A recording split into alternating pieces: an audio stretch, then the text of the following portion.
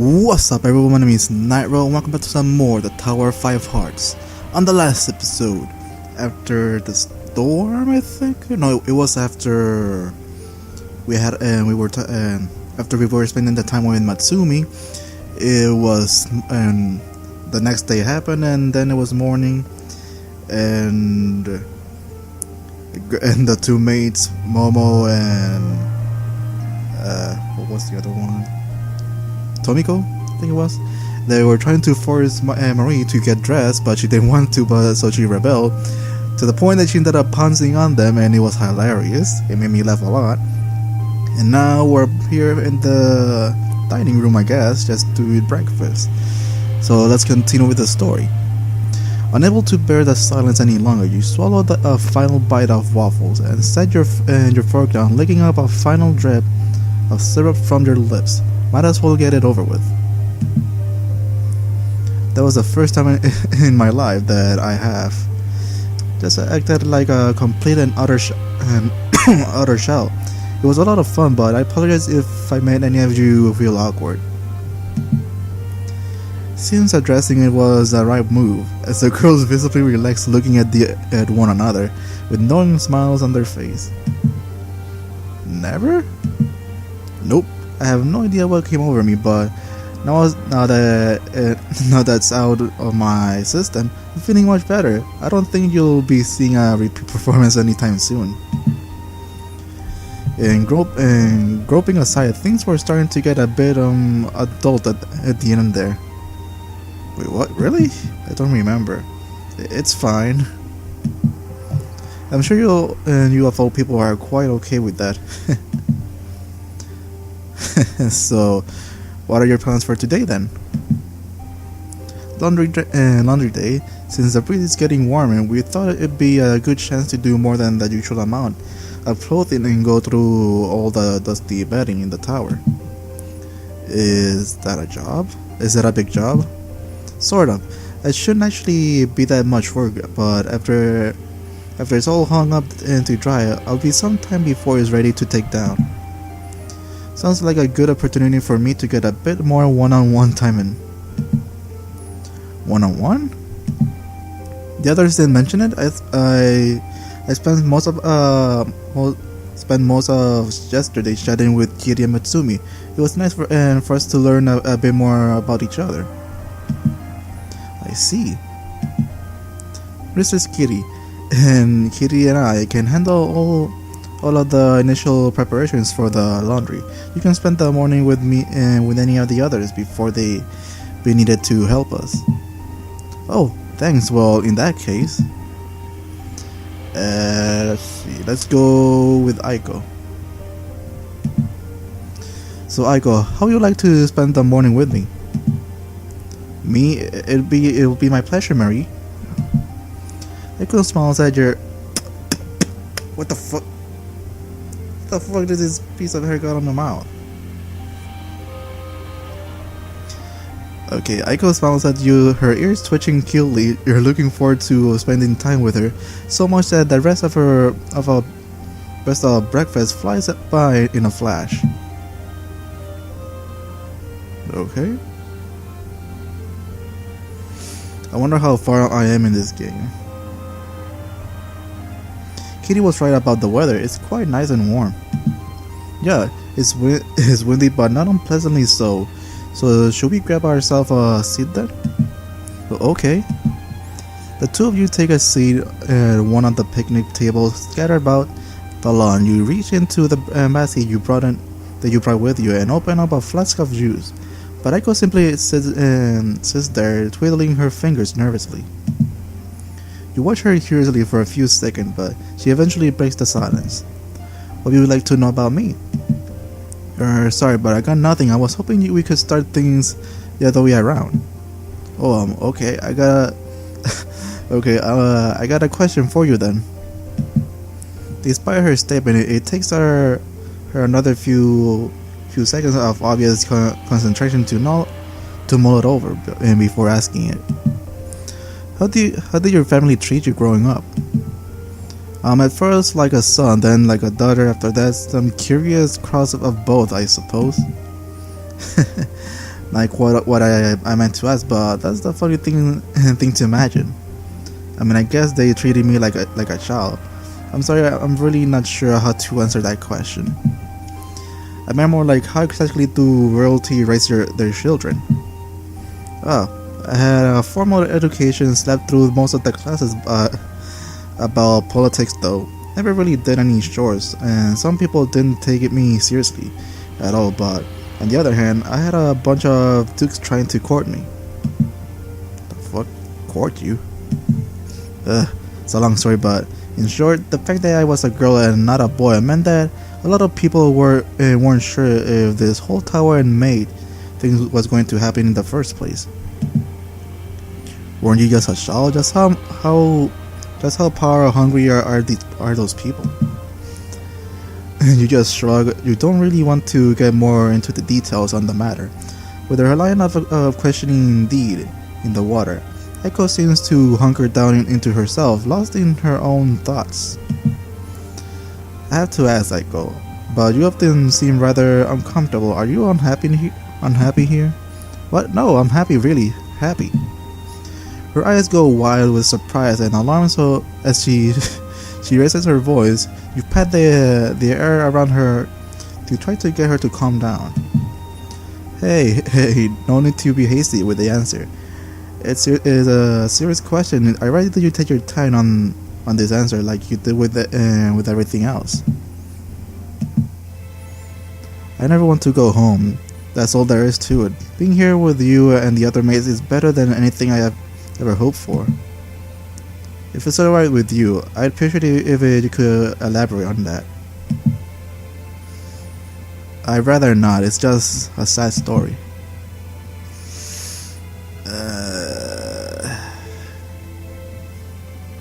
I kinda wanna know. That's safe. Considering the music is playing like that, I'm guessing it really is sad. Oh my god. Let's go ahead and save. I wish save files were even saved. I think this one.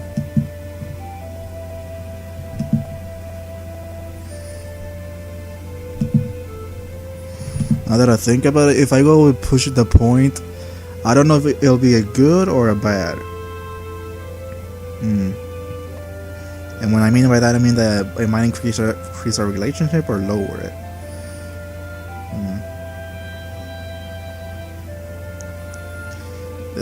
Let's just let it go. Okay, I won't push you on it. It's far too nice a day for a sad story anyway. She lets out a long sigh and nods, settling back into her seat. I'll tell you all you need to know about it. The politest summary of it is, it wasn't fun and it's best forgotten. So why don't you tell me about your family instead? Well, the most obvious thing most people notice about my parents is that they're beautiful. Whenever someone new arrives at court, they have to pick their jaws up from the floor. And whenever they think no one's watching, or sometimes even when people are watching, they can't keep their damn hands off each other. Wait, what? At length, your time with Aiko draws to a close. The breeze is picking up. Anyway, and Matsumi and Kitty will probably need Aiko's help soon. I'm pretty sure that if I would have picked the other option, it would have taken a lot longer to take time with Aiko, but since I'm not going for her at the moment, I went with the other option. Oh, Aiko, I'm glad I spotted you. We're about to hang up the laundry now. Am I lending us a hand? Yes. She gave Aiko a final pat on the head before she skipped over to Kitty's side, a brilliant smile on her face. As for you, mistress, the foxmate grins her tail and switching behind her. You best find one of the other girls before Matsumi and I can claim them for ourselves. Duly noted. Well then. Let's see. Let's go with Momo. It's high time you spend your time with Momo, so you start scoring the halls for the bunny maid. Hearing a squeak from the bathroom, you pause at the doorway and knock against the frame. Momo, is that you? Well, yes, Mistress Mary, it is. Are you okay? Of course I am. Do come in, Mary. You're surprised to hear Tomiko's voice as well, but you simply shrug it off and head inside.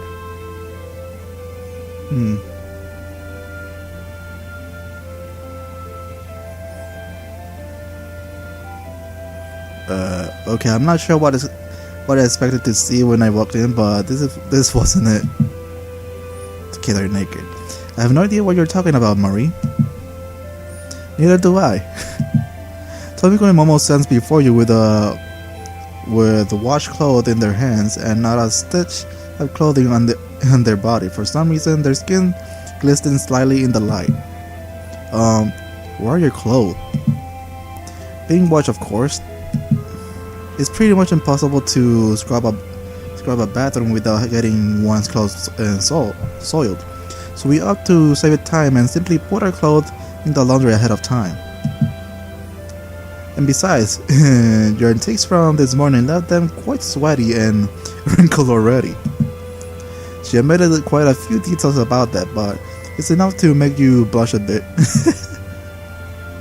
Okay, then, could you explain why you both seem to be oiled up?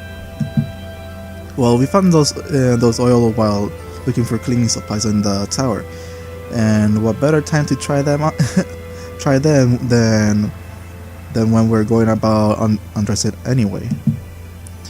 Do you tend to spend some time alone with one of us, Mistress Mary? If you're willing to share, I'm perfectly happy to spend time with both of you together. Oh, why don't we give you a massage? How could I possibly say no to that?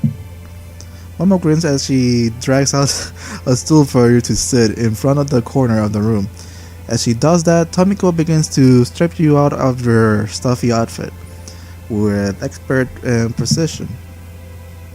I feel like I should be worried at how quickly you seem to be able to get me down into my underwear.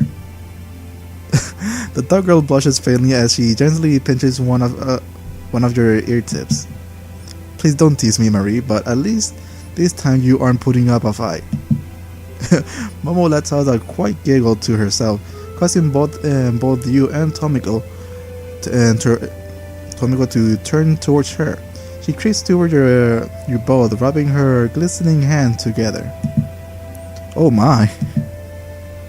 This will be much better for all of us if you strip down completely, you know. Hey, play fair now. Tomiko pouts at her from over your shoulder, earning another little giggle of amusement out of the bunny maid.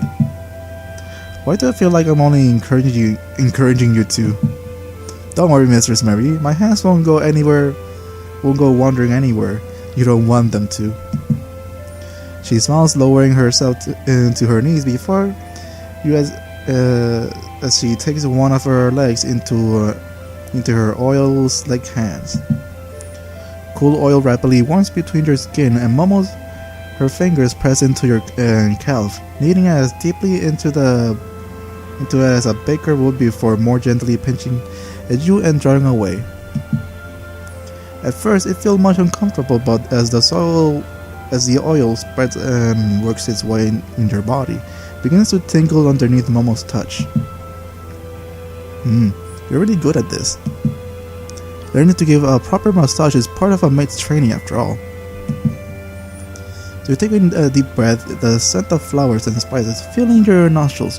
You can feel Tomiko move up behind you, pressing her front into your back as she reaches over your shoulders and takes the bottle of oil from Momo. The dark girl's hands soon begin to work their way into your shoulders, her thumbs working up the ridge at the back of your neck and pressing against the hollow between them. You weren't feeling particularly tense before yet.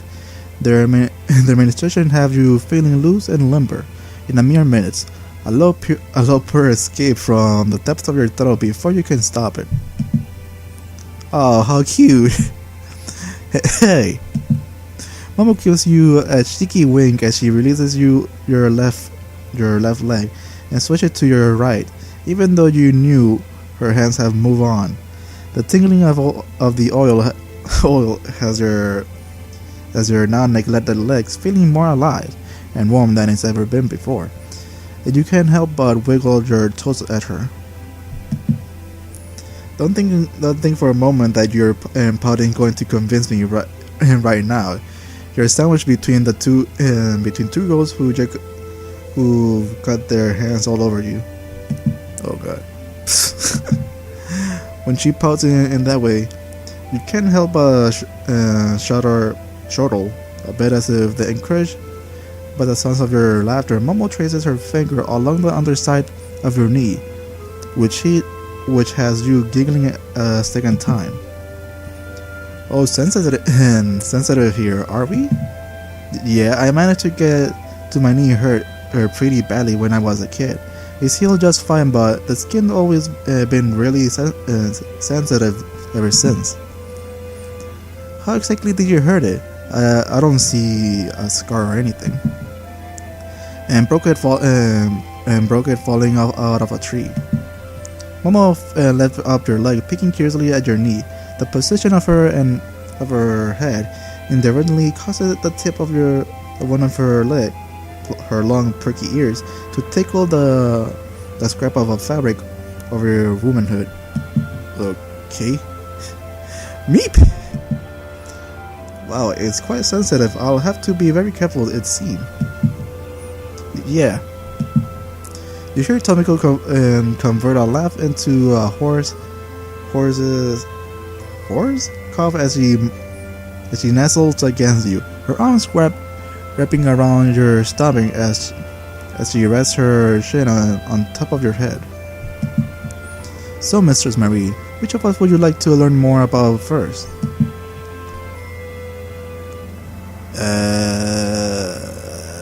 I mean, I did pick Momo first, so let's go with Momo. Well, why don't you tell me more about yourself, Momo? The bunny girl blinks as she glances up at you. She hesitates for a moment, applying some more oil at her hand and working at your calf for a bit longer before looking up a second time, this time with a gentle smile. Very well, Mistress Marie. What is it you would like to know?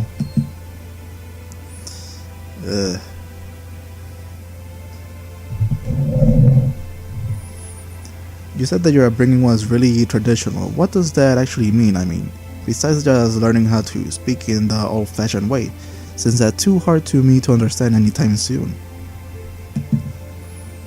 Did you know that she slips into speaking that way when she gets angry? It's actually really funny.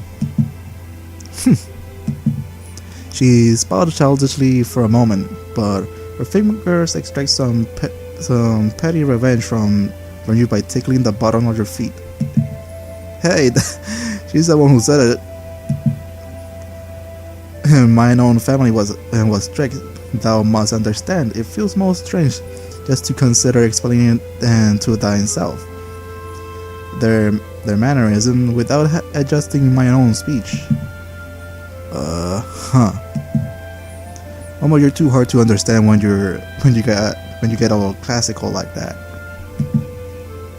You carefully stretch your arms up and your legs forward. Right now, you feel far too pampered and soft, all over to try and make an effort to digest Momo's gibberish. They were extremely thorough about teaching me. They found the best strictest teacher they could for my education. It's not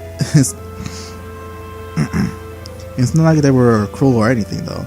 They were just very traditional. I had a lot of cute friends. We messed around together quite a bit. Messed around? Momo raises an eyebrow and pinches one of your toes, although her touch remains gentle. Not like that, I had to behave. At least to the point of keeping my virginity.